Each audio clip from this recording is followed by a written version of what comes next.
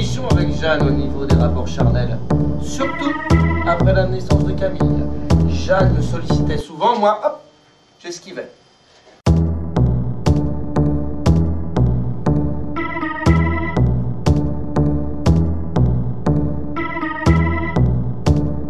C'est en passant que ces confessions m'ont valu la séparation avec la première femme de ma vie. Maman. Et un bon psy, se faisant analyser par un bon public, se doit de réserver un bon chapitre à sa maman. Lorsqu'elle s'est pointée à la première de ses confessions, elle a ressorti dépitée. Édouard, si t'as des idées sexuelles pareilles, c'est que ta femme t'a complètement tordu, mais maman, c'est du théâtre. Si tu l'as écrit, c'est que c'est vrai. Les psychiatres ont un grain. Et mon propre fils, pour lequel je me suis sacrifié pendant des années, n'échappe pas à la règle. Pour elle, un comédien, c'est quelqu'un qui passe à la télé. Sinon, c'est un raté. Et elle tremble à l'idée que j'aille un jour raconter mes cochonneries à la France entière, agglutiner devant le poste de télé et pensant à l'unisson. Oh la pauvre, ça doit pas être drôle pour sa mère, hein. Non, mais quelle honte, un fils comme ça. Faut-il écouter sa maman? Non. Il ne faut jamais écouter ses parents quand on est grand. Parlant de vous, ils parlent d'eux.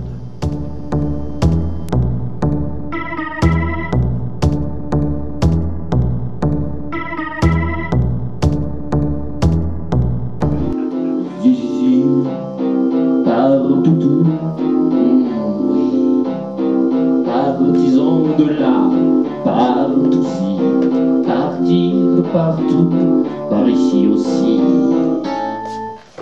Au bout de quelques verres, Jeanne m'a entraîné dans la cale. Je l'ai allongée sur une banquette noire devant un miroir sans teint. Je l'ai léchée, un peu éméchée, et elle s'est introduite un énorme godemichet phosphorescent. Et la suite reste privée. Mais j'avoue que cette descente aux enfers m'a plu, sur le coup. Toute inhibition m'avait quitté. Une fois repu, j'étais me siffler un autre cognac. Wow. Accoudée sur le bar, une poupée potelée et ivrognier ronronnait. C'était une de ces brunes à l'italienne, genre Sophia Loren, dont on rêve à l'adolescence, et même après. Tu vois ce que tu me fais faire? Crapoule, là dit-elle à son compagnon tout en me tendant sa croupe pour que je goûte. J'ai pas osé refuser. Puis, elle s'est agenouillée pour gober mon bout tout mou. Oui, pour être franc, quand j'ai bien joui, j'ai du mal à repartir. Alors, j'ai bafouillé quelques mots pour tenter de lui expliquer que une autre fois, peut-être, ce serait avec plaisir, mais que là, j'avais pas fini ma phrase qu'elle en gobait un autre.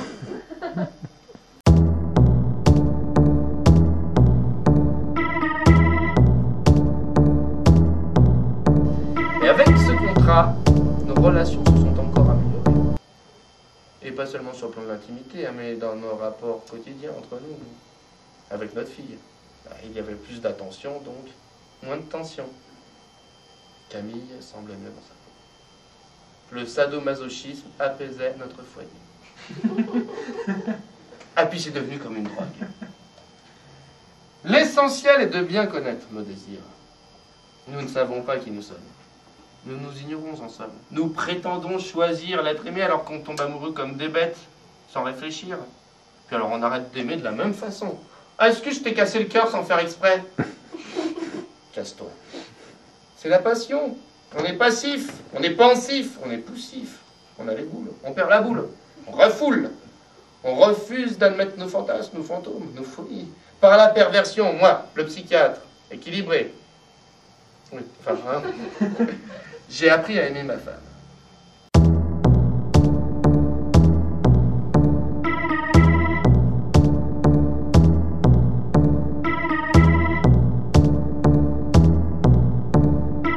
Les adeptes de la fessée, les tatoués, les piercés, les Vénus en fourrure, les mordus de la morsure, les enchaînés, les déchaînés, les chatouillés et les châtiés, les ardeurs amateurs, les voyous et les voyeurs, les indolents, les insolents, les pisseurs de talent, les lécheurs de talons, les pinceurs de tétons,